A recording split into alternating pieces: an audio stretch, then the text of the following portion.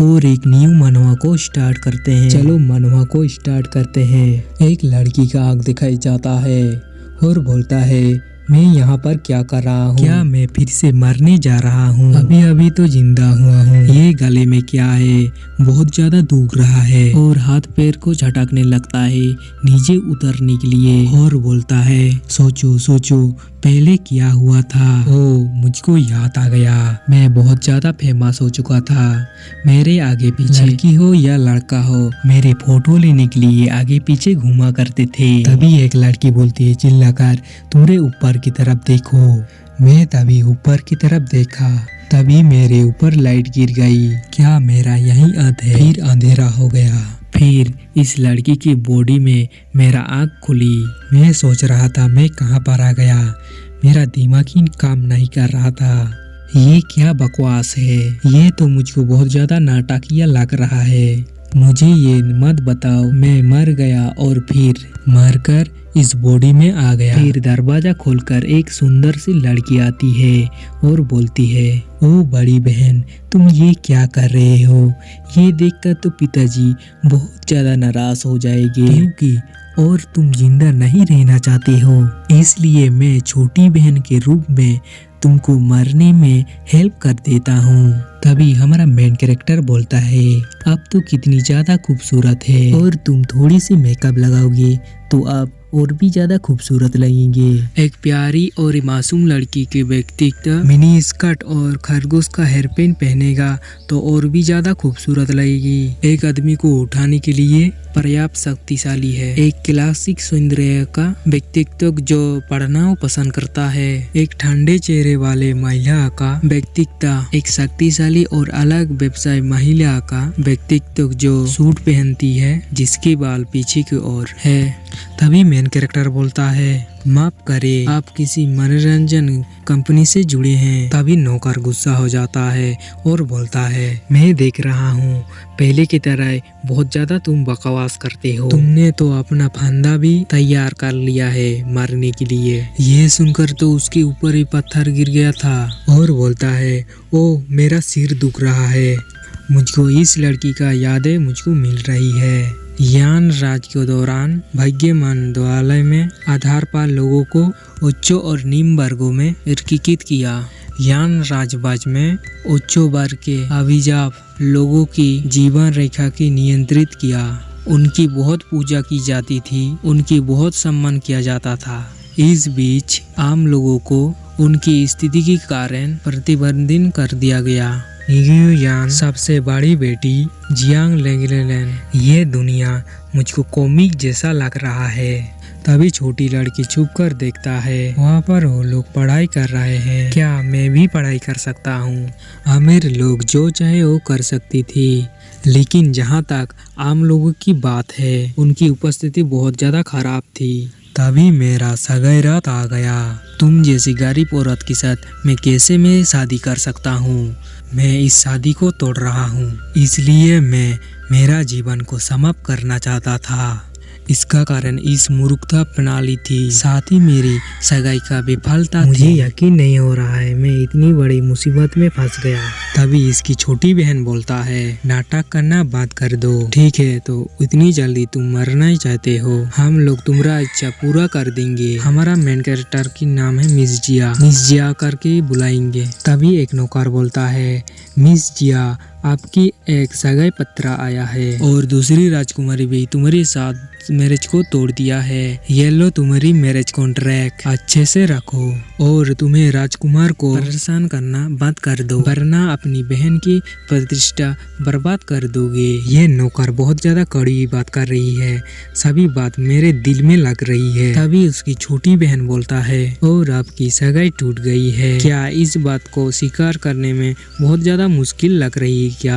आखिरकार तुमने अपनी जान लेने के लिए फैसला किया, मुझे जाने दो। फिर एक नौकर उसकी हाथ को पकड़ लेती है, दूसरी नौकर उसकी हाथ और गले को पकड़ लेती है। मिस जिया बोलती है, तुम लोग भाड़ में जाओ, ये कैसा पुनर्जन्म का फ्लॉट है, मेरा सिस्टम कहाँ है? और बोलता है मेरा फ्लॉट कवच कहाँ पर है? बहुत ज्यादा घबराने लगता है और बोलता है चीजें इस तरह से खत्म नहीं हो सकती। और नौकर ने उसके गले में रस्सी को बांध दिया है। तभी मिस जिया बोलती है, हमारे बीच कोई शिकायत नहीं है, अगर आज मुझको जाने दे तो मैं हमेशा आपका आभारी रहूंगा। तभी उसकी छोटी बहन बोलता है, मिस जिया मैं तुम्हारा हेल्प कर रहा हूँ, शुक्रिया बोलने की कोई जरूरत नहीं है। और अब लोग उसके साथ बहुत नरमी से पेश आओगे। तभी नौकर बोलता है, ठीक है मिस, हम लोग उसके साथ बहुत नरमी से पेश आएंगे। तभी नौकर उसकी गले में जो रस्सी बंधा हुआ था उस रस्सी को बहुत जोर से खींचने लगता है। तभी मिस जिया बहुत ज्यादा झटकने लगता है सांस लेने के लिए। नौकर तो और भी ज्यादा टाइट से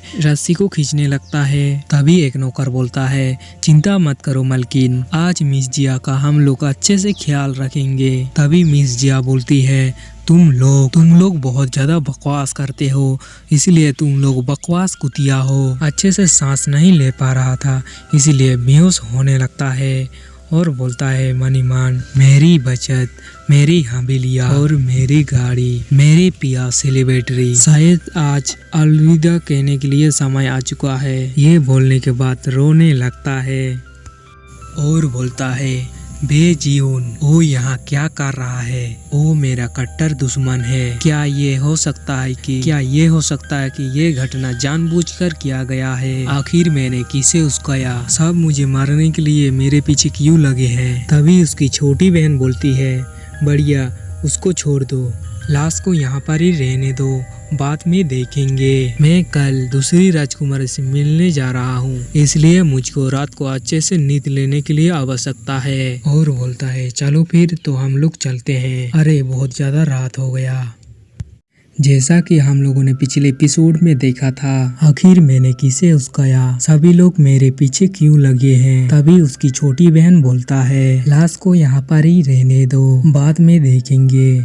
मैं कल दूसरी राजकुमार के साथ मिलने जा रहा हूँ, इसलिए मुझको रात को अच्छे नींद की आवश्यकता है। ओह बहुत ज्यादा रात हो गया। मिस जिया का छोटी बहन बोलता है, मिस जिया के साथ खेलने में कितना ज्यादा मजा आता था। और देखते हैं पीछे के पेड़ में एक बंदा बैठा हुआ है और लड़की की तरफ देखता है और बोलता है, जियान बिरू आधी रात को क्यों जाग रही है? उसकी छोटी बहन का नाम है जियान बिरू और वाइन पीते हुए बोलता है, ऐसा लगता है वो जियांग परिवार से है। मुझे आश्चर्य है कि कुछ वहाँ पर दिलचस्प हुआ है, मुझको खुद जाकर देखना पड़ेगा। तभी देखते हैं एक लड़का बैठा हुआ था और बोलता है, युवा मास्टर आप इतनी रात को यहाँ पर क्या कर रहे हैं? मैं तो तुमको वाइन देने के लिए आया था। लगता है लिंगुयान हवेली में रोमांचक चल रहा है, मैं देखने जा रहा हूँ, मुझे फॉलो मत करना।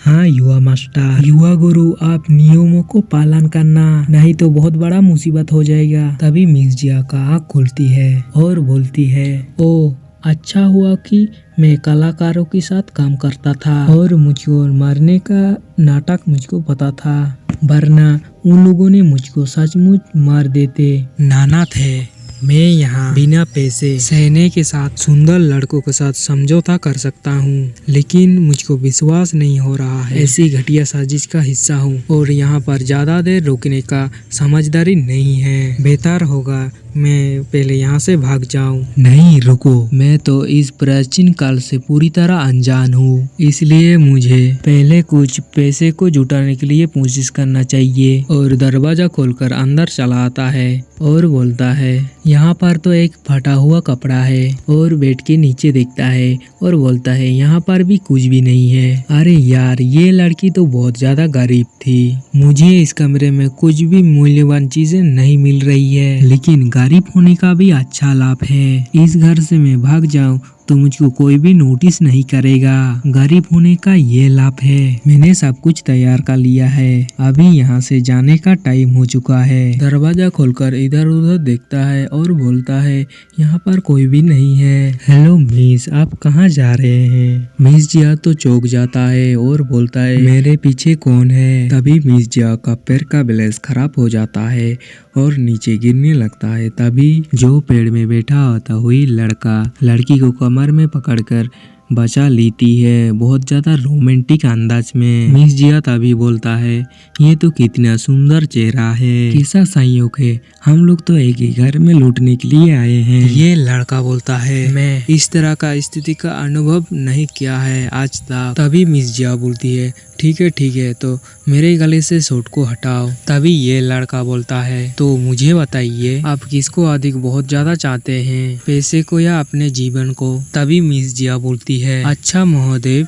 आइए इस विषय में बात करें। मिस जिया मन ही मन बोलता है क्या पुराने जमाने के अमीर परिवार की सुरक्षा वाकई में इतना ज्यादा कमजोर है? क्या किसी को चोरी और हत्या की भी परवाह नहीं? मैं तो एक आम अमीर इंसान हूँ और मैं जिंदगी जीना चाहता हूँ, सारा पैसा इसी बंडल में है, कृपया मेरे ऊपर उदारता दिखाएं और मुझे जीने दे। तभी ये लड़का बोलता है आप तो आश्चर्यजनक रूप से समझदार है इस स्थिति में। तभी इस लड़का का ध्यान भटक जाता है और उस पोटली की तरफ देखने लगता है। मिस जिया इसी मौके का तैयारी कर रहा था, तभी उसकी पेट में इतने जोर से पांच मरता है, इस लड़के का हालात ही खराब हो जाती है और मिस जिया बोलती है कुत्ते एक दूसरे को खाते हैं, नौजवान अभी भी तुम बहुत ज्यादा भोले हो और मेरे पास ताइक्वांडो में ब्लैक बेल्ट है, मैं थाई का अभ्यास करता था, क्या तुम्हें सचमुच लगता था इस छोटी मोटी चाल से मुझको धमका सकते हो? तभी ये लड़का अपनी पेट में हाथ को रखता है और बोलता है यार कितनी ज्यादा खतरनाक औरत है। और मिस जिया बोलती है तो क्या हुआ अगर मैं हूँ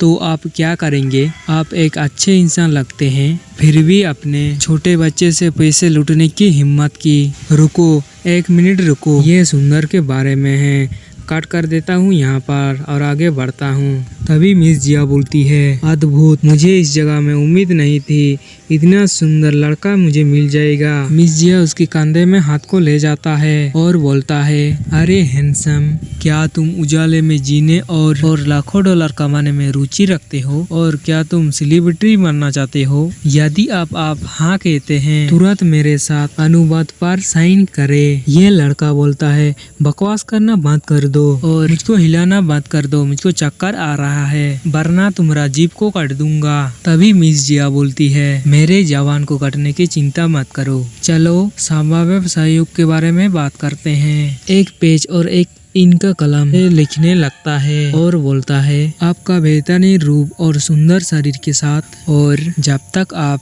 मेरे लिए काम करने के लिए सहमत है, मैं गारंटी देता हूँ मैं आपको इस युग का सबसे सुंदर आदमी और सेलिब्रिटी बना दूंगा। ये लड़का मन ही मन बोलता है ऐसा लगता है जियांग लैन अखबार से बहुत ज्यादा अलग लगता है, मुझे अपने काम पर रख रहे हो, तुम अपने आप को क्या समझते हो छोटे चोर? तभी जियांग लैंग बोलता है मेरा नाम है जियांग लैंग और बोलता है चेहरा को अच्छे से देखने दो। ये लड़का तो शर्माने लगता है, इतने पास आ गया था लड़की, मैंने गलत नाम ले लिया था, इसके नाम है मिस जिया। और मिस जिया बोलती है मैंने एक बार बहुत सारे लोगों को फेमस किया था, मैंने बहुत सारे कलाकारों को लास्ट तक पहुंचाया, वो लोग अभी बहुत ज्यादा फेमस हो चुके हैं। सर्वश्रेष्ठ मनोरंजन एजेंट जियांग लैंग, मैं इस कंपनी का लीडर था। तभी बोलता है जब आप सेलिब्रिटी बनने का मन बना लेंगे मुझे संपर्क करने में संकोच न करे। तभी यह लड़का बोलता है ओ नेम जियांग लैंग, व्यवसाय सर्वश्रेष्ठ मनोरंजन एजेंट, फोन नंबर 13800000, पता मुझे जियांग निवास पर खोजे। और स्माइल देती है और बोलता है छोटे चोर तुम बहुत ज्यादा दिलचस्प हो, ऐसे मैं तुमको कुछ समय तक छोड़ दूंगा जब तक दूसरी बार नहीं मिले। तभी मिस जिया मुंह फुलाकर बोलता है मुझको पूरा यकीन है तुम्हें मेरे घर में चोरी करने के लिए आए हो, मैं मार्क्विस की सबसे छोटी बेटी हूँ, मुझे लगता है मैं यहाँ से चला जाऊंगा इससे पहले कि कोई मुझे नोटिस करे। जरा रुको, मुझे अभी भी यहाँ से भागने की क्या जरूरत है, मेरा नाम है जियांग लैंग, मैं किसके लिए मैं भाग रहा हूँ। मनोरंजन के देवी का भी हार नहीं मानती। मैं यहाँ अपना नया करियर बनाऊंगा और एक बार फिर पैसे का शिखर पर पहुँचूंगा।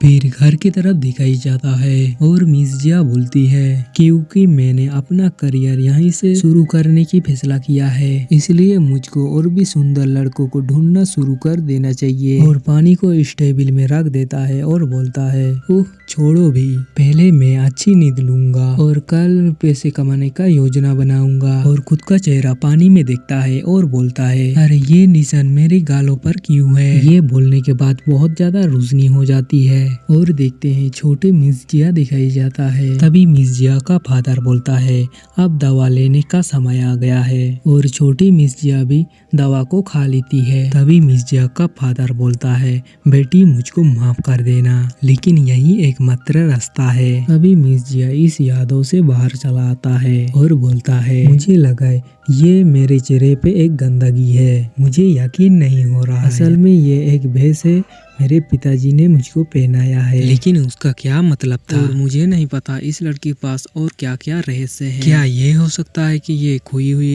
एक राजकुमारी है।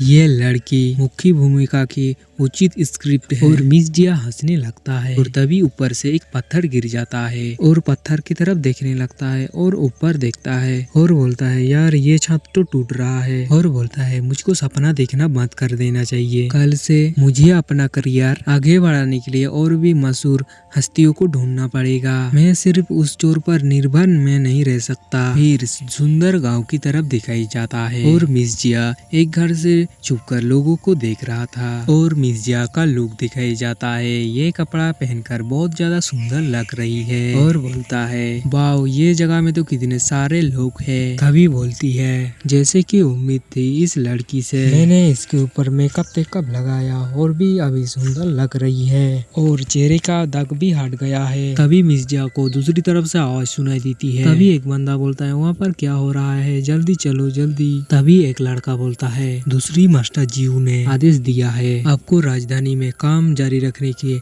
अनुमति नहीं है और तुम लोगों को मैं जहाँ पर भी देखूं मैं पिटाई शुरू कर दूंगा। और ये लड़के डरने लगता है और बोलता है भाई हम लोग ठीक तो रहेंगे, तुम चिंता मत करो तुम्हारा भाई यहाँ पर है। तभी ये लड़का बोलता है क्या आप अभी भी सोचते हैं आप क्या गू परिवार के युवा स्वामी हैं? और ये बंदा उसकी गालों को पकड़कर बोलता है एक कुत्ता की तरह रहना चाहिए। और लड़की का भाई बोलता है मुझको छोड़ दो। तभी ये बुली बोलता है तुम दोनों क्या देख रहे हो, जाकर तोपू की दुकान को नाश कर दो। हाँ बॉस हम लोग जा रहे हैं। ये दोनों एक ही डंडे से इस तोपू को बर्बाद कर देते हैं। तभी यह लड़की एक बुली का हाथ पकड़कर बोलता है तुम लोग ऐसा मत करो, मेरे तोपू का दुकान को बर्बाद मत करो। बुली तो कहाँ सुनने वाला, बर्बाद कर देता है। तभी इस लड़की का भाई बोलता है आप सभी क्या देख रहे हैं, हम लोगों की हेल्प करो। तभी एक तोपू का टुकड़ा मिस जिया को लग जाती है और मिस जिया बहुत ज्यादा गुस्सा हो जाती है और बोलता है ये गैंगस्टर बहुत ज्यादा आगे जा रहे हैं, इन लोगों को सबक सिखाना पड़ेगा।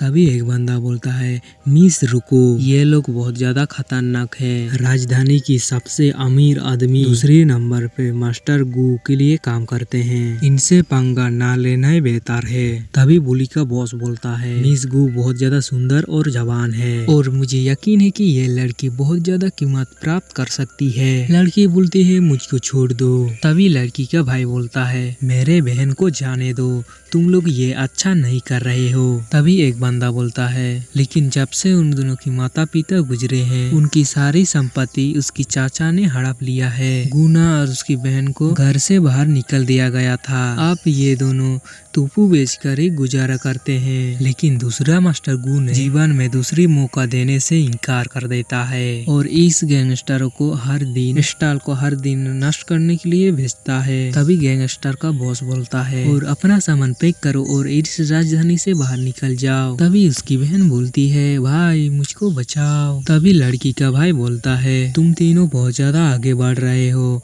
मेरे बहन को वापस दो। ये बोलने के बाद उसके मुंह से खून निकलने लगता है। तभी मिस जिया ये देखकर उसके ऊपर तिल लग जाती है और बोलती है, एक सुंदर और सम्मानीय आदमी जो अनुग्रह से गिर गया है वो वास्तव में उस तरह की सेलिब्रिटी बन सकती है और मैं इस तरह की लड़का को ढूंढ रहा था।